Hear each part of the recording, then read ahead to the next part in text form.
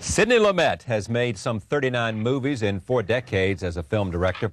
His first was the stunning 12 Angry Men, Dog Day Afternoon, Prince of the City, Serpico, Network, and The Verdict followed, among others. A D.W. Griffith Award winner, Lumet has just published a memoir of a life in the film business called Making Movies, and I am very pleased to have him here. Welcome. Thank you, It's great to see you. Nice to see you. Take this is the upcoming, with all the power we have, we can get an upcoming New York Times Magazine review. New York Times review. Actually, we got it because it's out early. Roger Ebert says about you, Making Movies is a sane, even invaluable book about the job of being a movie director. From the creation of the screenplay to the final previews, Mr. Lumet explains every step in the process, drawing examples from his own career with startling honesty. This is not an autobiography, but it is a more revealing than most memoirs, discussing with complete frankness the technical, practical, financial, and artistic decisions a director makes. He ends by saying,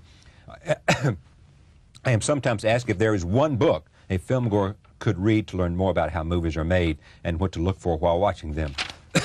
Excuse me. He concludes by saying, this is the book.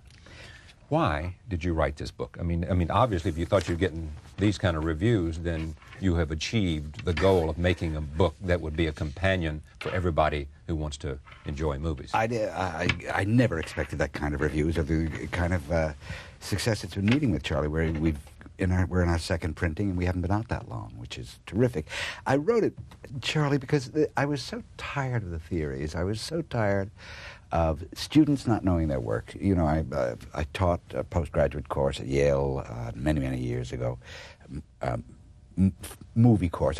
Film, it's tough for me to say the word film. Cinema won't pass my throat. Yes. And then I did another one in Columbia about 4 years ago. I was amazed at the ignorance of the students. And then also in terms of the general public, you know, that perennial thing that happens when you, people passing when you're shooting in the city and they're passing a location, and the first thing you say is, well, what's everybody standing around for? You know, and the fact is very real work is going on. And then the second thing that happens, which is when, if they come to the studio and see some of the work there, I never knew movie making was so hard, is what they inevitably say. So I thought that there'd be kind of a value on all levels just to really get down to how is a movie made? What are the steps? Who's involved? What are their jobs? On both a creative level and a technical level. Okay. I want to talk about all of that and also talk later about some of the actors you've worked with, whether it's Brando, Faye Dunaway, many others, and in terms of what they bring to Al Pacino, what they bring to the table when you work with them. But let me just start off talking about, where does a movie start for you? It starts when I either have read a script that's been sent to me, and what happens, Charlie, is I just react completely instinctively. I'm not analyzing it. I have no theme. I have no idea of the kind of picture I want to do. I'm open, and a very good audience. And what to me is interesting is that almost every time I've accepted a script, it's been on the first reading. If I've had to read it more than once, chances are I've said no. And if it doesn't grab you at first reading, then you pass. Well, you know, there are obviously deficiencies in this. I've done some very bad movies, but I've also done some very good ones. And you also say that some of the movies that you did because, A, you needed to work. Absolutely. You got tired of waiting around for the right film, so you just made one, or because you needed the money. In some cases, those films have turned out better than the movies you made because it seemed like the best thing in the world for you. Absolutely. You know what happens? I don't think anybody good really knows when the work is going to turn out good. I'm not being falsely modest here. I think there's a reason I've gotten good results and other directors will never get good results. But it's a question of preparing the ground in such a way that the lucky accident can happen. And I know this is true of musicians. I know many writers feel that way. When you just prepare the ground so that the piece can take on a life of its own and run away with it. Let me ask something that I've always wanted to ask you and others, and it may even apply to you in some instances. I love The Verdict. You haven't made anything since The Verdict that I like as much as I love The Verdict. Francis Ford Coppola hasn't made a movie that I've really liked a lot in a while. Now, he would differ and say this was really good and this was really good. But I think the majority of film goers and critics wouldn't say that. How does someone like Coppola, you or occasionally, and other people who have shown they know what it's about and they're at the top of the class, fail at making good movies? It happens, Charlie, out of two reasons. First of all, there's that very, very important area of self-deception, which is really necessary to even go to work in the first place, because the work itself is so hard. You've got to be prepared to say, I believe in this, I don't see the problem, a kind of plunging in with faith, and very often it's misdirected. I've had 2 pictures in which, around the second or third day of shooting, I realized, my God, I was wrong. I've got to go through with it, but it's never going to be what I thought. I've got to go through with it, and worst of all, I can't tell anybody because I'm the director, right? so there's that. Then there are pressures. It's a very strange marketplace out there now, and I know the rules of that jungle very well. And I always used to say I need 1 hit so I can get the money for 3 more flops. Yeah. And now it's getting even more severe, and I think, in my view, the taste level is slowly sinking in this country, not just in movies, I think generally. Let me tell you an interesting story. I interrupt you. I had lunch yesterday with a great editor in America who said to me, who are the great poets today? Who are the great novelists today? Who are the great filmmakers today? He said, I think that we are not somehow today in our producing greatness like we used to. Now, a lot of people bemoan the good old times and the golden age of Hollywood, the golden age of television, all that. But here was somebody who would be classified as an intellectual saying, I don't see it out there. I said to him, you know, you're a great editor. Why don't you go commission a book, get somebody to write a book about that? What's happened to us? What do you think has happened in movies? Television.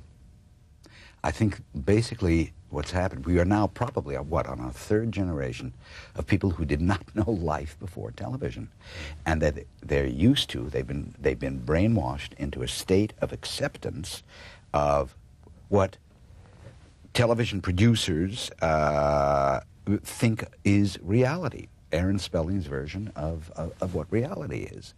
And you know that wonderful line in Network when Peter Finch, in his rage, says to the audience, for God's sakes, you're real. I'm just a picture, you know, and which really sums it up, because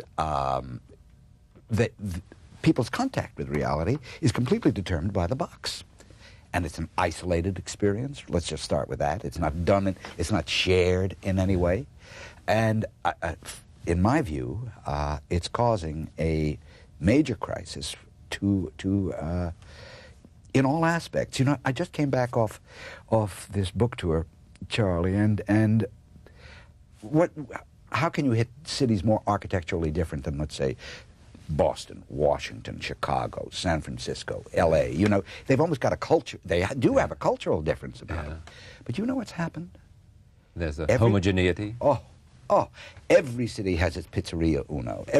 You can go from Pizzeria Uno to Armani, you know, depending on how much money you want to spend. And every hotel is owned by the same people. We stayed at what is called a boutique hotel in San Francisco, a charming little place. It's owned by a chain, which is opening boutique individual hotels all over. And I think precisely you used the word right on, that homogeneity is going to destroy us. A couple of things about movies that intrigue me. One, you don't believe in, speaking of this, you don't believe that these testings and preview audiences, which can cause directors and studios to force directors to change endings, are necessarily good. Right. Right? I think it's a disaster. I think because, again, it's forcing it onto a kind of homogeneity. The whole testing process, look, I'm not a fool. I know that movies have to make money. And I'd be thrilled to change the picture, not all pictures, but some pictures, to see if it can make more money. But the fact is there is no correlation.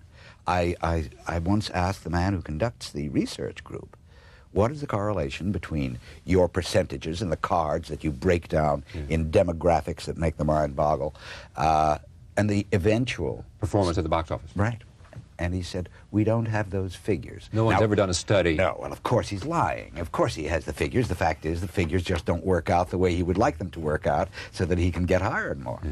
The other thing, another incident from the book, Brando.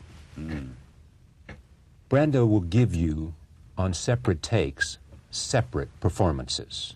One is he's reaching deep inside as an actor and going for what is inside of him that gives expression to the idea that he wants to convey. The other is a more studied, in which he is simply acting the performance. It looks identical, Charlie. It's just empty inside. But on the surface, it looks as if it's exactly like the other take. As an actor, if you, the director, choose the wrong one, not the one that genuinely comes from inside, he won't give you anything from inside for the rest of the film. You've had it. Now, you know, a lot of people say, well, listen, what right does he have? That's so arrogant. What right does he have to test a director? I don't feel that way. And maybe it's because I passed the test, but the point is that acting is about self-revelation, and that's a very painful process. And he, in my view, has a right to want the person watching it to be able to tell the difference between when he's doing it and living it, and when he's simply indicating it. I don't think it's invalid. A good director can't screw up a great script. True or false? False. A great script can be screwed up regardless. Funnily enough, in my view, great scripts can get screwed up more easily because the demand that they make is so much greater. I don't have to tell you, is there anything more boring than a bad Hamlet? Well said. And nothing more powerful than a brilliant Hamlet. Well, that's what it was for, right? Yeah. So acting then is 75% of the game. The performance. Certainly in the theater. Certainly it is in the theater. In the movies, you've got a great helper. That camera. It can do an awful lot of things that can compensate for even a bad performance. It can't create a good performance, but it can provide an element that the performance should have provided. Okay. I want to take a look from 12 Angry Men. What an appropriate film. I remember once going to a class about, and it was part of management training or something like that, and they had us see it. Some psychologists wanted to see this as a group, as an example of group dynamics, right? Exactly. Certainly appropriate now as we are fascinated by what's happening in the jury room of the Simpson trial. But take a look at this. This is 12 Angry Men starring Henry Fonda and others. Here it is. Tell me about that movie and directing that scene and the way the camera pulled out so that you could see all of the people leaving the table. Well, clearly it's a scene in which a man takes off on a racial attack, juror number 8 or whatever. I loved it. They never had names, only numbers. And slowly a protest evolves. One of the things that was very important, because it has to be completely believable, and it is very tough to make that believable, that 10 other people would be so, there'd be such unanimity in an opinion, especially on a racial level, that they'd make this step of protest. But if you noticed, Henry Fonda, our hero, was not the first one to get up. The first one to get up is actually a character who has come from a very similar background. So he's the one that starts it, and then others get up out of, I hope, out of character, out of what their characters were. But the interesting thing, Charlie, is that doing it in one shot, doing it as a slow pullback, prevented it from becoming obvious and sentimental. In fact, it isn't for about till 3 or 4 people, till about the 4th person get up, that you even realize it is a protest. You don't know at first whether the guy isn't just go to the bathroom, right? You know, just want to shake his legs. And also, by doing it in one shot, I avoided all those silly intercuts of somebody going, you know, glowering this way or drat, or any of those obvious reactions that would have had to have happened if it had been cut up. I also would have destroyed Ed's tempo. Ed Begley, who played the man, was a superb actor. And the very fact that he could gauge the performance by how and when people were getting up and moving away from, as you saw, the way he runs down in energy is quite moving. Fonda to work with. You know, there are certain actors, Charlie, who are so pure that, for me at least, they become a barometer of truth. I can measure the truthfulness of myself, of my own work, and almost every other person's work on that set by what they are doing. Fonda was one of those. And I don't know of a greater compliment that you think you can give anyone. Pacino, speaking of actors, Dog Day Afternoon. There was that long scene on the phone. I think that's as extraordinary a piece of movie acting as I've ever seen. It was very complicated, the way I set it up, because I wanted him to do both phone calls, the phone call to his male wife and his female wife, in continuity, and yet the two scenes together ran 14 minutes. I don't know if you're aware, but a magazine of film only runs 10 minutes. So I had to, from a technical point of view, I was using two cameras, starting the second camera when the first one was almost out of film, and so on. The thing about Al is he also has this purity mixed with this incredible, undeniable anger. He's so dangerous up there on the screen. Even in a moment of complete vulnerability, you know, you have a feeling that it can just turn around into something. I'll never forget that amazing moment in Godfather when, I think it was Godfather 2, when Diane Keaton tells him that she's had an abortion. And he's just been pacing up and back, very still in that inner stillness that he's got. And all of a sudden, he flies across that room and hits her. It's an explosion that's absolutely terrifying. And he has this in him, I think, this sense of rage. What does a director give an actor like Pacino? Two things. First of all, you give him a person who understands what he's doing, the thing that we were talking before about Marlon, which is very important to him. Second of all, once you've got that, you can find sources of stimulation for those feelings that he may not have been aware of in the performance of another actor, in the physical staging of the scene, or in the instance of the two phone calls in Dog Day Afternoon, in the way that I shot it, so that by the end of it, it got very complicated, Charlie. You know, the story was they were in that bank by then for 9 hours, and I just wanted him in a state of exhaustion beyond. Now, that state of exhaustion does another thing. It opens up emotions. I'm sure you've found, and most of us have found, that when we're tired, we weep more easily, we laugh more easily. We get angry easier. That's right. We're just wide open. And when we finished the first take, I said, Al, don't cut camera. I said, first, don't cut camera. Al, I want to go back and do it again. And he looked at me and he said, you've got to be expletive deleted kidding. And I said, I am not kidding. We have to go again. Action. And he started again from the top. And in the meantime, while that the exchange went on, they had changed a magazine of film. So that when he finished the second take of it, he literally didn't know where he was. I mean, the exhaustion was so complete. The amount of emotion. Did he then recognize that the second take was better? He didn't know. When we talked about it afterwards, he said, I didn't even know. I forgot that you told me to go again. I didn't even know we did a second take. Yeah. But when he saw Rushes the next day, he sure did. Network. This is a Howard Beale when he's giving his speech and has a heart attack. Take a look at this, and we'll talk about the scene when we come back. Programming you've seen yes, it does. Tell me about the scene, though, with Peter. Well, you know, he is a magnificent actor, and as you know, part of the point of that whole speech is that the show always ends on him having a fit. Right. I mean, he's in no real danger. He just has a fit, and the fit is the music cue. He's a consummate actor. Interestingly enough, the same thing that I did with Al on his Dog Day speech, I did with Peter on his first I'm mad as hell, right. Won't take it anymore speech. 2 cameras, so he could go from one take to another. He wanted that part as badly as any actor I've ever known. I felt it was very, very important to get an American for it.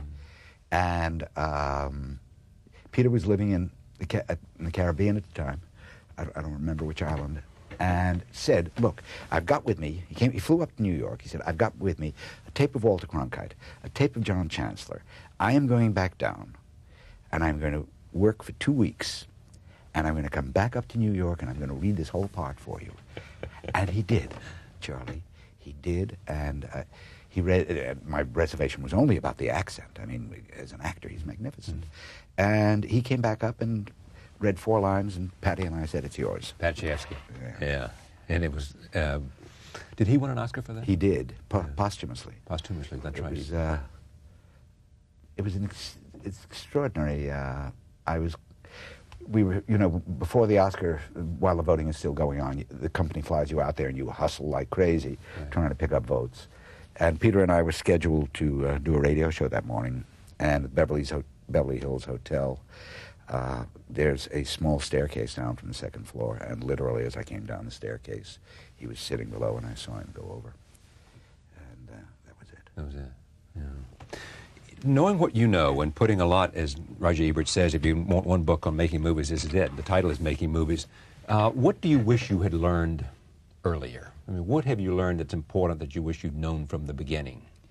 I wish I'd had a little, I don't know if you can learn this, I wish I'd had a little better taste. Taste, yeah. I think I tended to overstate an awful lot. That may have been because I really wasn't used to, having come from television, I wasn't used to an image 30 or 40 feet wide, and that's a whole different aesthetic, you know, because scale is critical. So making for a television screen is a very different act than making for a movie screen. Yeah, I think so. You have to tell the story differently. You have to use the camera differently. So I wish I'd had a little more restraint. But there were things I liked too. I had a lot of courage, which you were noted for making political films that had to do with a passion about politics in the broadest sense of the word. Right. Not politics and who's winning elections, but the politics of, you were passionate about that. Can you make those films today? I think it'll be very tough. I don't know, I haven't tried. But my guess is that they are running so scared, and the cost of production is up so enormously. You know, Charlie, if a picture doesn't gross 9 figures now, by that I mean over $100 million, they really look at it as a flop. Notwithstanding how much it costs. Yeah, exactly. But the reason I look at it that way is because most films now cost over $30 million to make, I guess. I think that's the average cost has gone up to there, and the prints and advertising are now equal, if not greater, than the cost of the movie. What's your favorite film that you made? That I made? Yeah. Charlie, I wish I could tell you. I'm ducking the question, and as you know, I don't duck many. Right. I duck it because, in a way, it makes an orphan out of the others. Yes, indeed. What film that you have seen do you wish you had made? I couldn't have made it, so it's safe to say that I think the best movie of the last 10 years is Hoop Dreams. Do you really? I think a documentary. I think it's an astounding movie about America, about people. There's no way of saying too much about that movie. Sort of missed it on the Oscars, didn't it? I think they made a great error by trying to... well, it wasn't a great error. I would have loved to have seen it nominated for Best Picture, because to me it was. All right. Making Movies by Sidney Lumet. It's gotten good reviews. It really is an understanding of how the business is made. You'll learn a lot about cameras. You'll learn a lot about how actors approach their craft. It is not about a gossipy book about actors and actresses. It is really a book about one man's love for the craft of making movies and how he goes about it. And when you come away with this experience of reading this book, you'll understand more about movies, which all of us love.